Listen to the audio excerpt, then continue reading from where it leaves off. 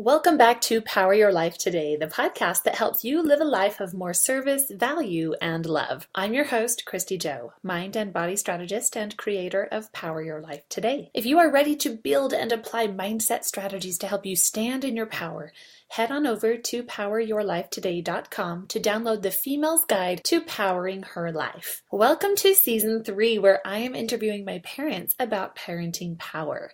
They're the two people I admire most in this world, and I'm delighted to share them and their insights with you.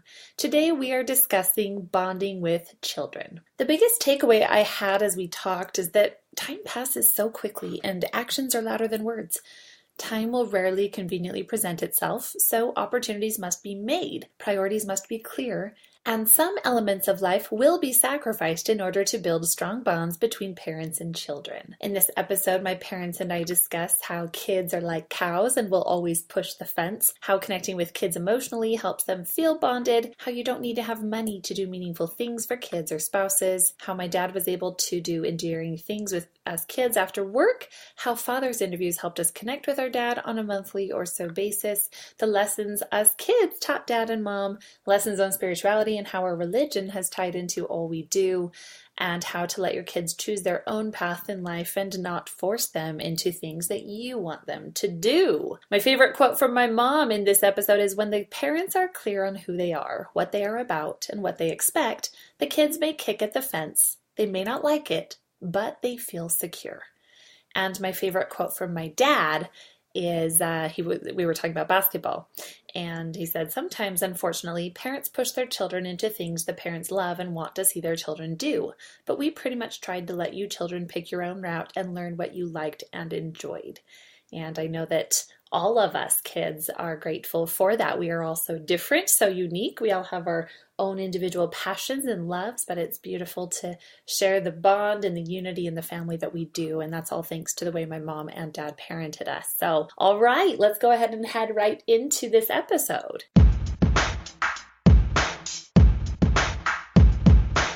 Welcome back to another episode of our Parenting Power podcast. Mother, father. I very rarely call you that, do I?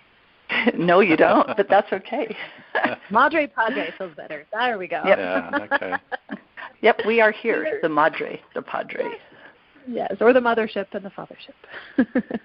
I've ever heard the fathership. Well, I love it. We are on episode 6 of this series, and we have talked about so much. It's been so neat for me in my coaching and in different messages and feedback that we've been getting about all the different applications that our listeners are having. Very exciting to hear. So many people have taken especially that yellow chart from, which episode was it? I think it was 2 ago. It's the one of discipline, spanking, and the yellow chart, number 50. The yellow chart, that's just the name, the yellow chart. Yeah. So that's very Huh. powerful. Yeah, for many families to learn from that principle, to set up their own guidelines and standards. And I can't help but think an overarching theme of our entire series has been setting boundaries and living better lives personally through each of us being more aware, which has been really neat. Well, I'll just say one thing about boundaries, because, with Dad growing up on a farm, he could tell you about cows. What do cows do? They test the fence. Yeah. If they find a weak spot, they'll try to get through. They'll push it and push it and push it. And I think kids are like cows. They will check the fences out. Are these boundaries, these guidelines in place? Or are mom and dad kind of weak? Are they wishy-washy? Can we get away with something? And they will push and push. And so I think it's important for parents to know what they are about, what their parents are about, so that their kids don't have to wonder. When the parents are clear on who they are and what they expect, the kids may kick at the fence. They may not like it, but they know the fence is there and they feel secure. Yeah, well, I would like to touch on something we started to get into last time, but we didn't really finish it out, which was connecting with kids emotionally. We started talking about the traditions and some of those things that helped us feel grounded, and some of those things that continued and made us feel we belong. And I know that that's a concern many parents have, is how do we connect with these children, especially if emotions are something a little foreign to the parents, something they were never taught, something that was not, they were taught to sweep things under the rug. Don't think too hard, don't cry too much, and let's just kind of pretend like we don't have problems. So I would love to hear some ideas for how we start, number one, understanding ourselves better, because that's what we pass on to the kids, right? Yeah, I think, comes from that first podcast that we did talking about Dad's and my relationship. I think every marriage needs to have a firm foundation, and I think things start there. You know what? I've talked to you kids a lot about endearment, and that, I think, is a foreign term to a lot of people. We're so used to, what do I want? What do I get out of it? Endearment is doing something for someone else, not in hopes of a reward or anything like that. It's simply because you know it will be meaningful to them. Now, you referred to the time you were in the chemistry class. Was it chemistry that I came in? Physics, okay. And initially, it was embarrassing to you. Now, that was not my intent. My intent was to do something special for you that you would remember. Did you remember it? You bet. Yeah, you did. And even though you were embarrassed because you were the youngest kid in the class, you still felt very special. Yeah. You knew that you meant the world to your parents. And it's these kinds of things that I tried to do. Here I'm the homemaker. I'm at home. Dad didn't have time to do this, but I did. And that's the beauty of a two-parent family. You can pick up the slack from the other. Sometimes Dad was the one with the patience, and it was great to be able to rely on that. But there were a lot of times that I was able to go to the schools, drop something off in the locker, go sit with Natalie and have lunch with her when she was having a hard time. Just different things that didn't really cost money. In fact, there's a quote that's going to go on the window. Money does not buy class. I like it. That you don't have to have money to do something that's meaningful for your child. Dad used to make me these different cards. What was it? Just a couple of Valentine's Day ago, he built me this really cool Valentine's box. It was really sweet. And it was so cool that Desmond, I think 3 or 4 years old, wanted one too. I want one like Grandma's. And so Dad built him a Valentine's box just out of paper. And yeah, but again, it's so much more the thought. And, if you don't have, you say, oh, I can't think of anything, go online, Google ideas for Valentine's Day.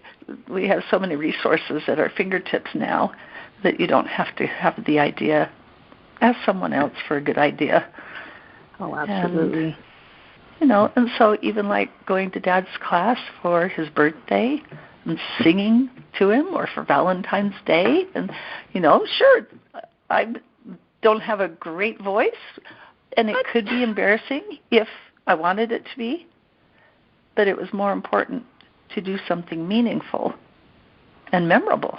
So, along the lines of endearing children, for me, not being with children all day, so in the evening, with the younger children especially, doing things like horsey on the lap, walking on the ceiling, bear hugs, and instead of just saying good night, go to bed, coming down with your children, telling you stories, making up stories, and tickling you as I tell you good night. Sand crab.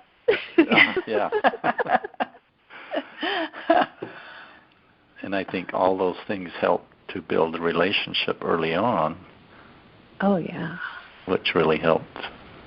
Yeah. Well, and I'll add into that. It was just fun, too. Yeah. How many times did we go out and play catch? I have so many memories with you, Dad, of I want to play a game. Great, go get one. I want to play catch. I want to go shoot hoops. Great, let's go. Remember helping me build the log cabin, I think, fourth grade reading project? We went out. It was like a big Saturday project. We built this really cool little twig log cabin. And I cannot remember even one time, and I don't want parents listening to this to feel badly, but I truly can't remember one time that I was shot down. I'm too busy. Or that I don't have time. I don't feel like it. Go ask Mom. Go ask one of the other kids. No, Dad never did that. No. So not that I always had the time, though, but when I was there, I tried to make myself available. Yeah. Right. Yeah, I just had a memory, Dad, and actually this may be relevant to many listeners, I'm not sure, but do you remember when you were bishop and you did father's interviews with us kids? And so we went into a room and just sat down together and just kind of how is life going and how are things, and just spend that time and getting to know each other, because you were spending a lot of time with church things. And I remember, I don't know what your question was, but I do remember just breaking down, crying, just so sad that you didn't sit with us, that you were always on the stand. Oh. The reason I bring that up is just because that could have, even when you're out serving and doing all of these amazing things as a parent, you know, that most important relationship with the family, if you wouldn't have put those times into those bonding experiences in other areas, I maybe could have had a different experience growing up. But I never had that absence of parents, you know, and I think I'm very fortunate and blessed. So thank you for that. But I want to point out the lesson perhaps is, no matter how obligated and committed and everything, like, I always knew where your priorities were. So on a spiritual level, I knew you were committed to your calling, but I also knew that our family was important too. Yes. And I think it's important for listeners to know that this was not an every day or every week thing. This was once a month, usually on Fast Sunday, that Dad would have a little bit of time home, and so he would have these father's interviews with you kids. Yeah. And even then, it wasn't all of the time, but he tried to be as regular as possible with that, just so, again, there was one-on-one time. And I think also, you know, again, this is something that does not cost anything. I mean, people could argue, well, yeah, if I don't have time at work, then I don't make the money. But chiseling out time for our children is vitally important. You want to say, how do you get close relationships? When your child feels valued, that's how you develop relationships. Whether it's asking them once a month, what would you like for breakfast on Friday? Or let's make your initial for Saturday morning with pancakes. Just acknowledging their life, their presence. I think sometimes we get so busy that without even knowing it, our children become anonymous to us. And I think that's probably the deadliest thing for relationships. It's not anger. At least if you're mad at me, I've got some bad breath coming at me. Bad breath is better than no breath at all. If I am ignored, if I am anonymous, if I don't matter, I could drop dead and my mom or my dad wouldn't even notice. That's when you have a problem. Now, I don't recommend yelling at your kids so they know that they matter to you, you know. But, you know, I think it's so important that instead of, well, I'm going to work 20 extra hours so I can give my child this, how about don't give that to them? Give them your time. Give them you, which is so much more valuable and long-lasting than any toy or car that you could give them. Give them you. And I think that's what you guys got. You kids got. You got your parents. What about in reverse? You taught us a lot of lessons. Were there any lessons that your kids taught you? Nope. No, that's how many lessons? Oh. Okay, and one that I take in reverse when Amelia had a situation a few weeks ago with Desmond being at the neighbors and the kids being on the mom's computer and seeing stuff that they shouldn't be seeing.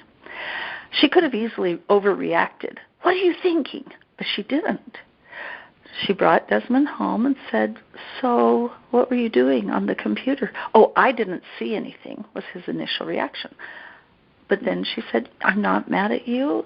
It's okay. I just need to know what you saw so I know what I need to talk to you about. And so then he started to open up and said, well, I did see this and I did see that. And she says, that's just fine because I know that, this wasn't your fault. And so let's talk about how this made you feel and what you should do if that were to happen again.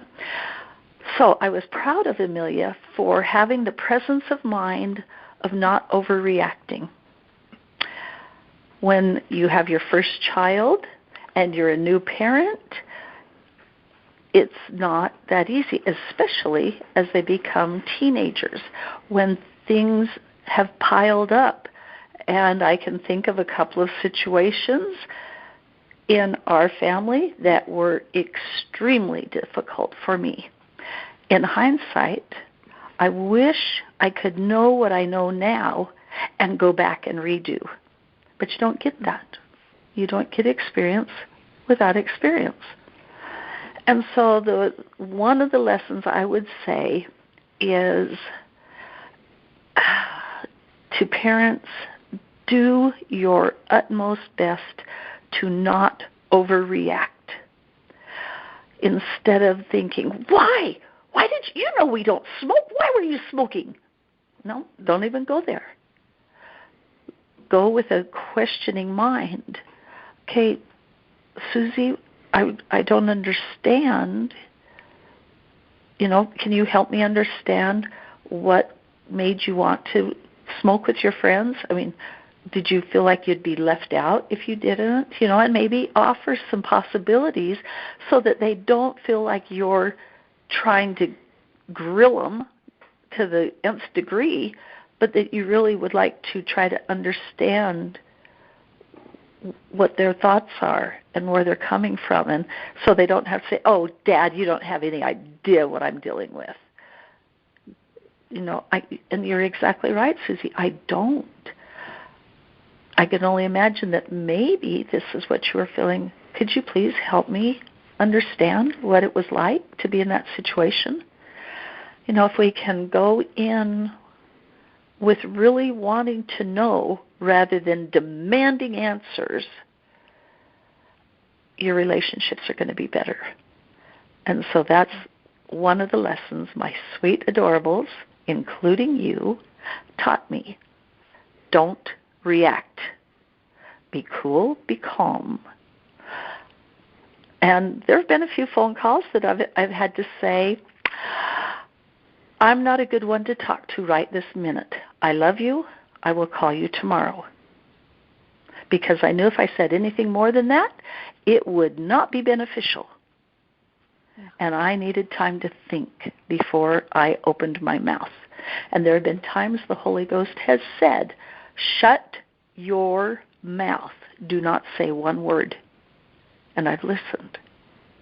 And it was very wise counsel, revelation. So, for people who are listening, I would say, I know how hard it is to not react. But don't react. If you need to button your lip, make sure you say, I love you. Can we talk about this later? So that you don't destroy relationships. Because once relationships are destroyed, it is very hard to rebuild. Not impossible, but hard. Let's talk about other lessons. Yeah, well, let's talk about lessons of spirituality. And I think that's been the underlying current because we are a religious household, and that's how we were raised. That's how you two are, and where you placed your values. And so that's how we grew up. And, as children, we all have to, of course, go through and challenge what our parents taught us and really look at it, turn it inside out, say, is this truly what I want? And I think each of us kids have been through that, and we have, aligned pretty closely with what we were taught, which is cool, and to see everybody's journey through that. Anyhow, laying the foundation of spirituality and having the outside-the-box mindset that I do, I think that is an important journey for children to make and to come to those understandings on their own, but that's not to tell parents don't lay a foundation. And I am seeing that happen a lot where parents are wanting their children to find their own way. So my feeling is, aren't kids still growing and learning? And without exposure to certain principles, beliefs, things like that, how will they find that on their own? If it's kind of like me expecting someone to eat perfectly with absolute strategy, and I never show them the principles initially. There's no way training. Intuitively they will navigate there. There's no way. Yep. So that's the way I'm looking at the religious training too. So I would love to know some of those, specific things that you felt were important. Last time we talked about family home evening. We talked about praying together, holding hands. What are some of those other elements of spirituality that you feel were important for you to teach, and how was that done? Well, I think I can refer back to, again, example is huge. How many times did you see your father reading his scriptures at the kitchen table when you came upstairs? Every day. Every day, yeah. Yeah. And so if we were to say as parents, you should read your scriptures on your own besides what we do as a family, but you never saw us reading our scriptures, you probably wouldn't put much value in that. Right. But when you see your parents reading their own scriptures and doing their own personal study, then when they say, this is a good idea to do because you need to pray and ask for your own answers, and you can't really do that unless you put the effort out yourself. And so, again, I think example is really important. And as I think about, Dad's and my basis, our whole being is based on our religious feelings, our standards, our beliefs, the testimony that we've gained over the last 62 years. We could write a book about so many different things that have happened that have helped us to understand the truthfulness of the gospel of Jesus Christ. Other people may not have had that experience in their life, and they need to start somewhere to start addressing. I can tell you point blank, God is real. Jesus Christ is his son. If you don't know that, you need to find that out, because that is the basis that we are our Heavenly Father's children. Jesus Christ is our brother. He sacrificed his life so that we could return and live eternally as families. That is a basic foundation of our family. We know that we want to be together forever, not just this life, and you really made me mad, so get out of here. I don't want to talk to you for the next 20 years. We don't do that. We look at problems as problems, and we overcome them. We forgive. We let things go. If we did not have the foundation of eternal families, what's the point in working problems out? Yeah, see you later. And so, a lot of that religious foundation is exactly what it is to our family. It is the foundation that we're built on. And it's proven to be a good foundation. I love that. Thank you. Going along with that, I was just sitting here looking at the pictures on our wall. I think Mom has always tried to have pictures that are faith-promoting, pictures of Jesus Christ, pictures of temples, to have an environment that reflects our beliefs as well.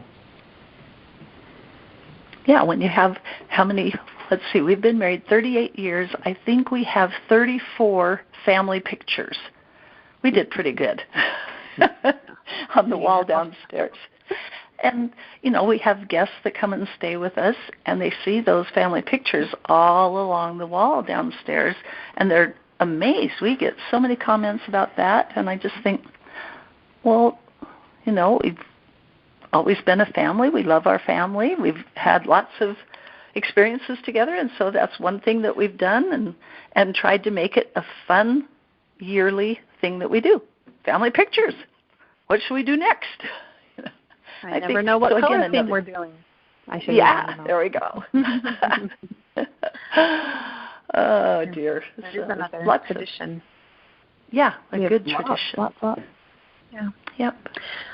I'm curious to ask both of you about diversity in children, because we've got a pretty eclectic group of people and children in our family. We all have, while we're similar in, I would say, passion, I'd say we're all pretty passionate people. Maybe, I don't know, maybe you disagree. I feel like we all I think that's a great description. Mm-hmm. Passionate, independent, not timid. I don't think we have a timid child in our family. Nope. But yet we all have different hobby passions or interests. Right. Yeah.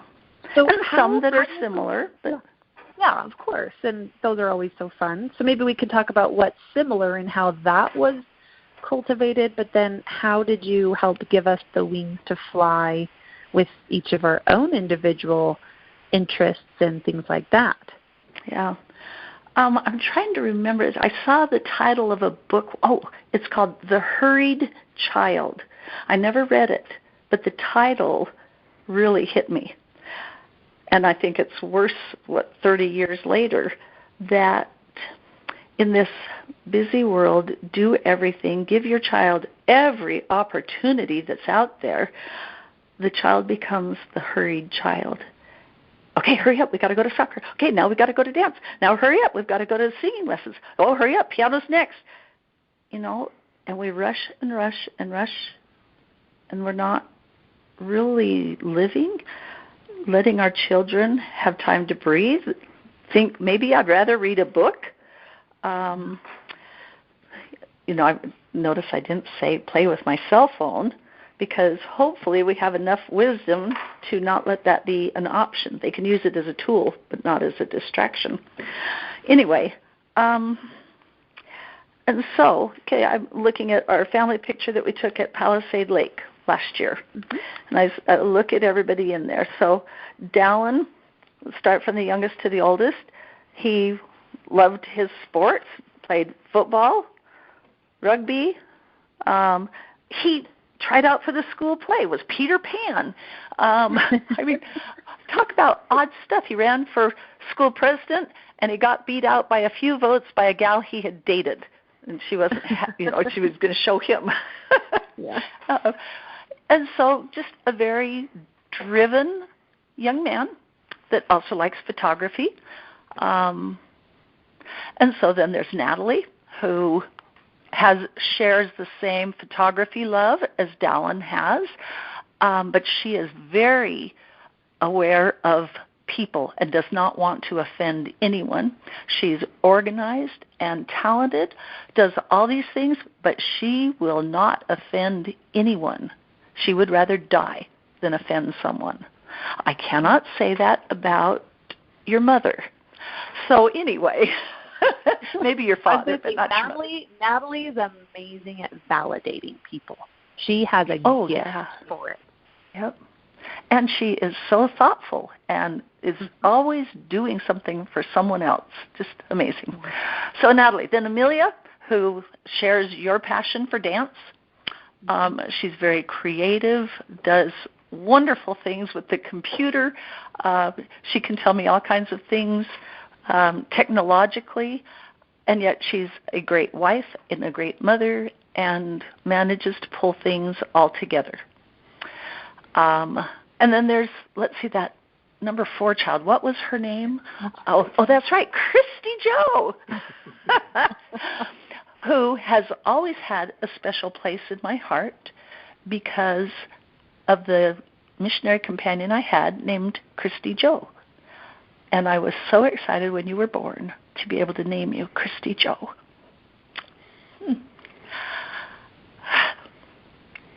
And you have always been a delight. A trying delight sometimes, but a delight. An overachiever to the max. Fabulous dancer. That doesn't even need to be said, but still it needs to be said. Very driven, very capable. You do everything you do great. And then there's Brandon, who's the reddest I call white. him the closet comic. The what? Closet comic.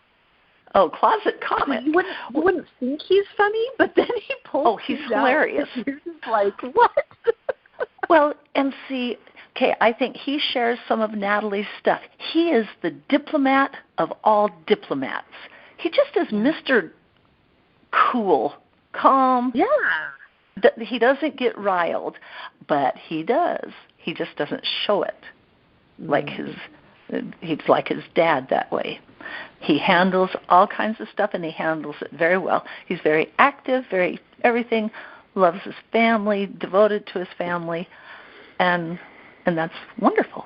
And then there's Jamie, who's not in the picture, who's probably the hardest working mom I know, who tries to hold her 4 kids all together on a very limited budget, who just works hard and is doing everything that she can to be a good wife and a good mom. And so that's the family. Everybody has differences. As I think about here, we were such a football-oriented family until you girls came along. And it started doing your about the halftime. Yeah. And so then I will never forget driving by the football field the first time when we realized Brandon had graduated and there's no more football in our family because Dallin was too young and just kind of a letdown. And then, the girls have dance. Well, that's nice.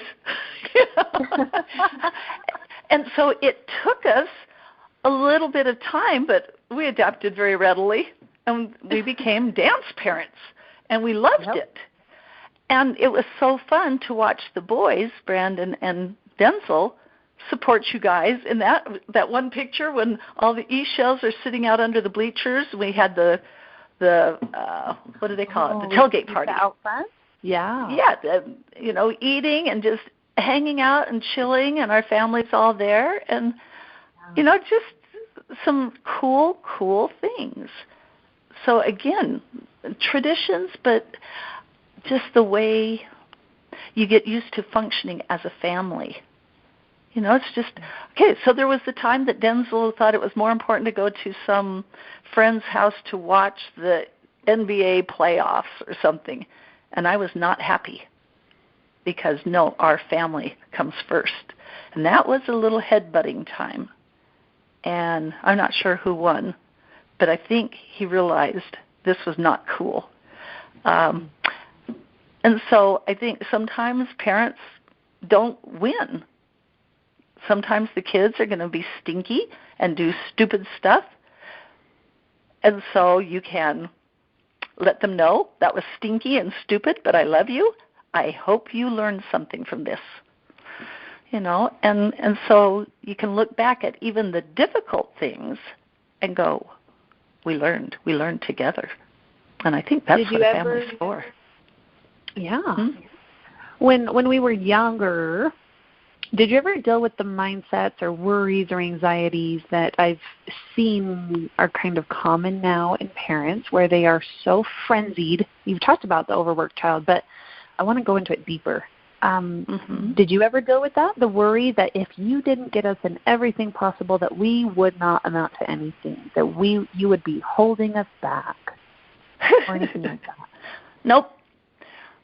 to, and maybe this was the beauty of not having much financially, but also because of that book title and just it lodging in my head and hearing, different things from different people, that had older children, and so listening to advice, kind of like what we're doing here. I'm sure you remember we would say, pick one thing. You can do one thing besides piano. Yep. You can play football. You can do dance. But we're not going to do this, and this. We're not. And I think it was a huge blessing. And you and I've talked about this. You didn't start dance till you were 12, I think. Oh, yeah. And when you had the desire to do it, because I'm going, you want to dance? Okay. So it wasn't something that I pushed. It's something you wanted. And then I did try to push Natalie a little bit because you did it and Amelia did it, so why wouldn't Natalie do it? It was not Natalie's thing. Yeah. And then the horses came into our lives, and Natalie talks horse, and that's her love. And so, you just have to listen and pay attention. And I'm doing all the talking. Dad better talk. And not push, like you say. Basketball was a big part of my life in younger days, but I never pushed any of you children into basketball. Yeah. And sometimes, unfortunately, parents push their children into something that the parents love and want to see that their children do. But we pretty much tried to let you children pick your own route and learn what you liked and enjoyed. Well, and Dad won't say this, but so I will. Dad was an all-state basketball star for all of his high school years.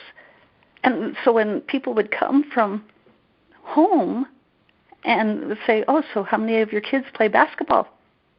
None of them. Oh, wait, Christy won the hoop shoot, the regional division, the hoop shoot, with those funny non-tennis shoes on.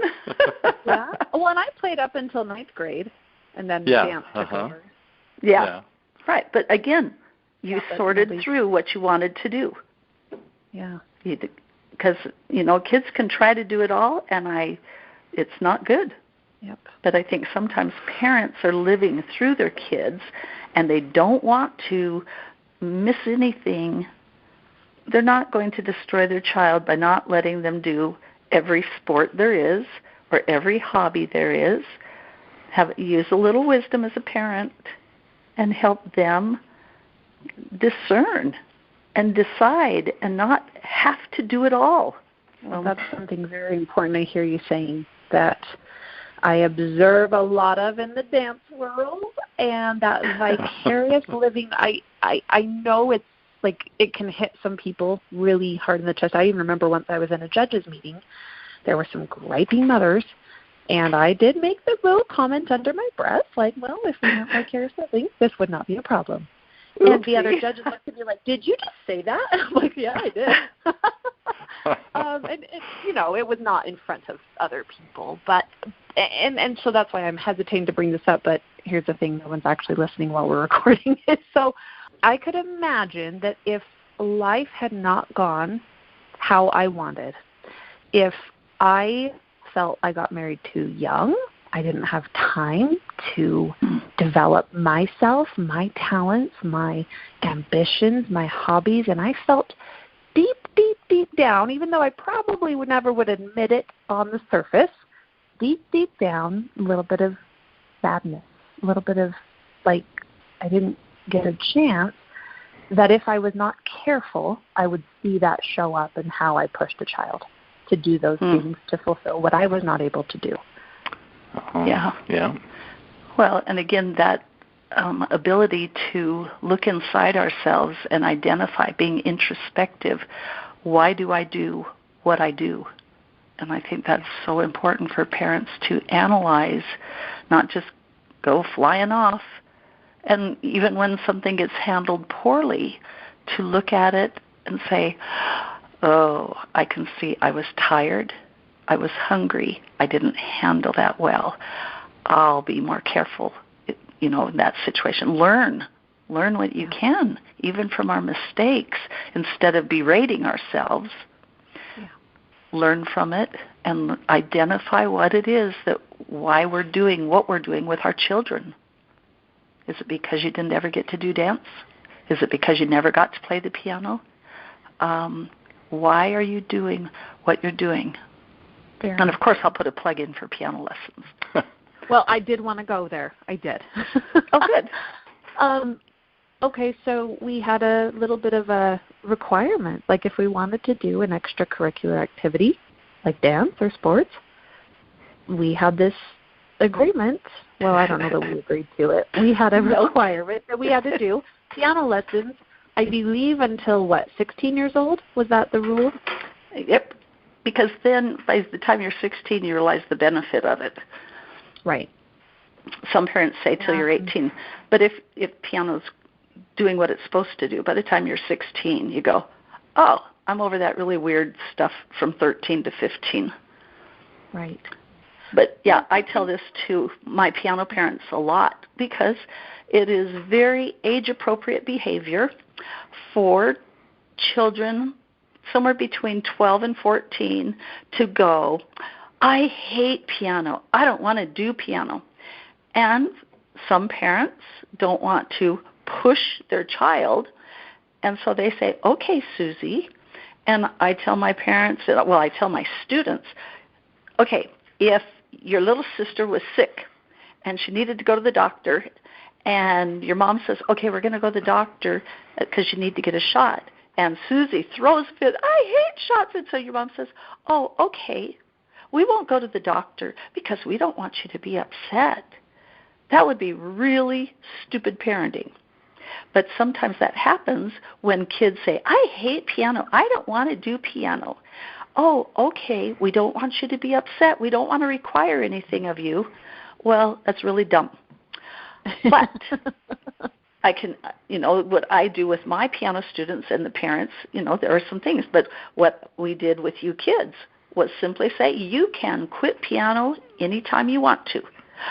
But if you quit piano, you will quit dance, you will quit football, you will quit everything you're doing, because learning how to play the piano makes you smarter in every other thing you do.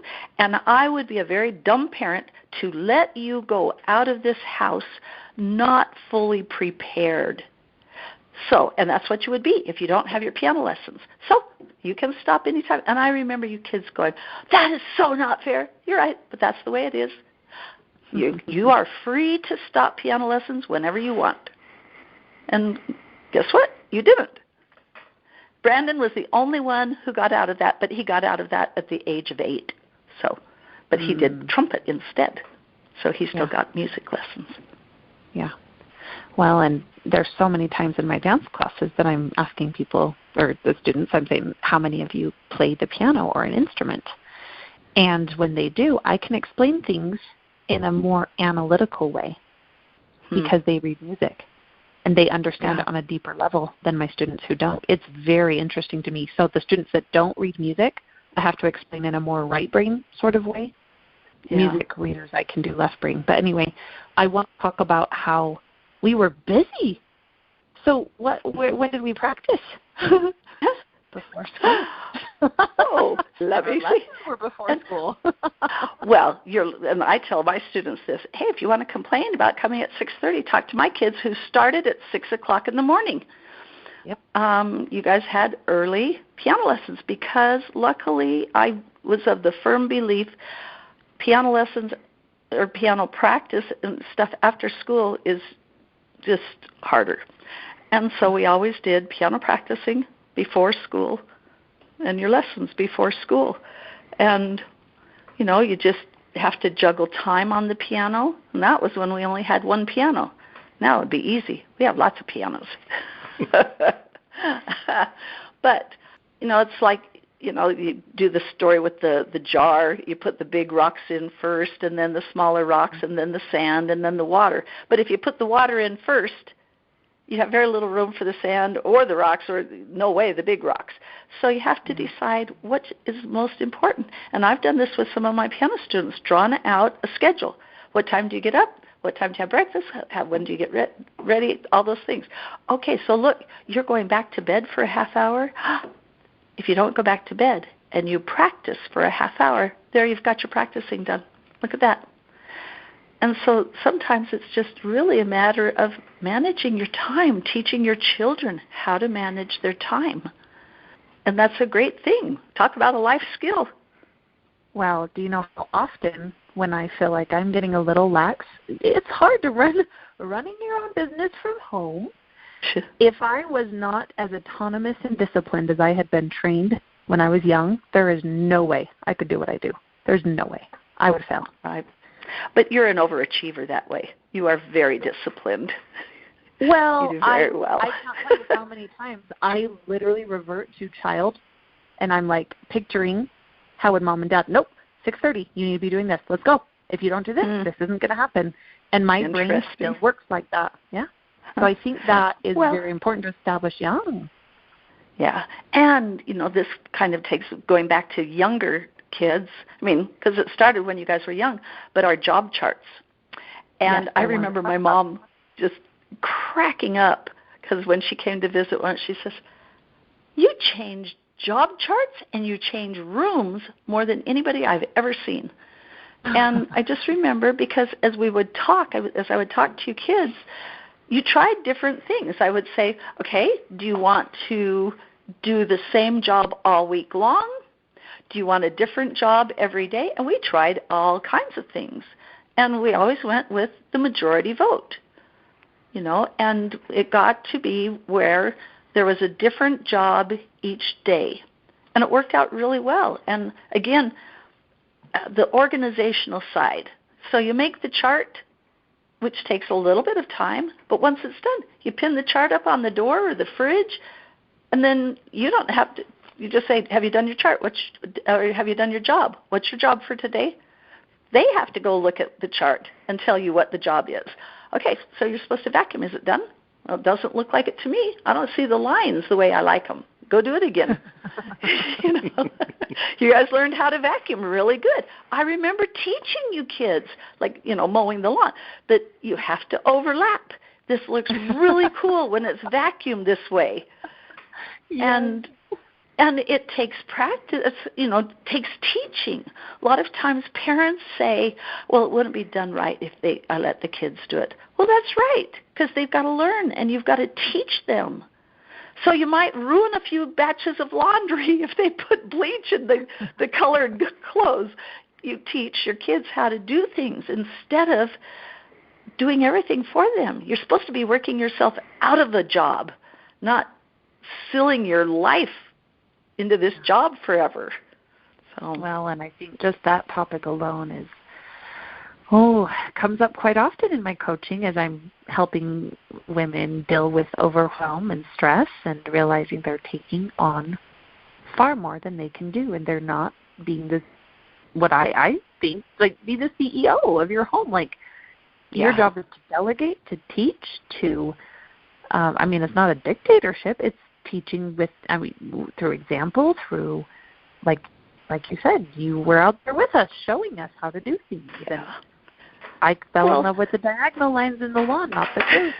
That was easy. Yep. I love the diagonals on the grass. Yes. But, okay, there have been times, I remember you kids saying, yeah, I know why you had so many kids, so you could get all the work done. And kids are going to throw that out there.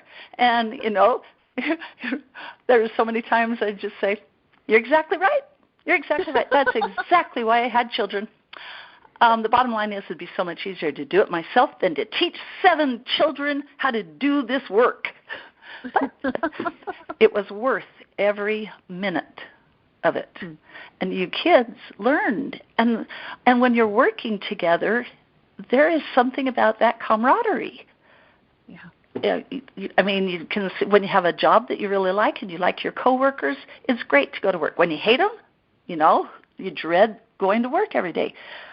Same with the family. When you learn to build those family relationships, it's really enjoyable to work together and get stuff done together and then to play together. It's great. Dad, anything else to add there about that, the job charts or piano? He's just looking tired, reliving all of this. I think that was mostly worked out between Mom and your children. I mean, I tried to support it and support your children, and I think there were times that I helped teach you a few things, but not much. No, Dad was so good. I was just dumbfounded at his patience. When you guys were taking his class or when you'd have other classes at the high school that were hard, and he would sit down with you guys and study and teach and ask questions, and you guys got through your classes because of Dad and his ability to teach. Kids calling from away at BYU, Idaho, at BYU, Dad, can you help me study over the phone? I don't know how many times. And he would always say, sure. Very powerful to know that you can go to your parents and ask questions and get help and support. And if they didn't know the answer, they'd help you find them. Yep. Powerful stuff. And I think this is the thing, too, so it can sound like, oh, yeah, Mom did this and this and this. Yeah, I did a lot because I was home. Dad did a lot. He was working, and he would come home. He would spend time with you kids, unbelievable time when he was home. How many times did he make up stories as he's telling you guys, tucking you into bed and taking you on journeys with his postage stamp stories. Oh, yeah. You remember those? Yes. And he was so creative. So creative. And I did, the first place I heard the story of Les Miserables was Dad telling that. He'd tell us little chunks and pieces. And then I finally read the book when I was older, and then, of course, the movie came out. But I originally heard that from Dad. Huh. Cool. I didn't remember telling that. But oh, yeah. Well, because I remember when I finally read the book, and it'll choke me up, but I remember going to you and saying, I read the book, and, the part where Javert, dies, and that very, very climactic ending, because I knew you got it, because you told the story originally, and it was, I remember that exchange as being very sentimental. Wow. Yeah, and Les Mis has always been sentimental to Dad. Very much so. Yeah. So, a lot of good memories. A lot of good memories. Yeah. Well, I think we could go on and on and on, but I think we will do one last episode talking more about the emotional development and talking more about the medicine wheel that you teach. Yeah, that would be good. Take them on horseback rides. But kind of summarizing our discussion, realizing everybody has all sorts of stories, and again, we're just trying to help get some thought processes going. And I can imagine a lot of parents feel overwhelmed, and I feel overwhelmed even thinking there's no way I could do what all you've done. It's pretty amazing what you created, both of you, and so hopefully listeners choose, because we get to choose our stories around everything, choose to feel inspired, choose to feel curious about how if anything's resonated with you, how to go and apply it. One thing. Don't try to do everything. Just start with small things, and you don't need to recreate, but say, okay, that was a cool idea. How can we make this our style? And so a little bit of psychological application afterward. Yeah. And I think about the title of that book. I never read the book. The title impacted me. The Hurried Child. And so, it may be one sentence that gets somebody thinking, I need to do this differently, or I want to try that, Ideas are great. Well, thank you both for sharing and for being the wonderful parents you are. Well, thank you. We love you so much. Love you too. If you enjoyed today's episode, please leave us a review. You can do that on iTunes, Stitcher, or any of the podcast players you are listening to this on. We are grateful for each and every one of your listens and hope you find that value. Through your reviews, we're able to reach more people. That's just the way the internet works. So we do thank you in advance for your positive review and for sharing your story with us. If at any time you'd like to reach out, share with us some insights, what you're learning from the Power Your Life Today podcast, definitely welcome that. You can reach me at KristyJo, KristyJo, at body-buddies.com. And if you're interested in learning more about nutrition and fitness and becoming a strategist and a critical thinker of your own health, join me on my other podcast, Body Buddies, where you will learn how to power your body one meal, one workout, and one day at a time.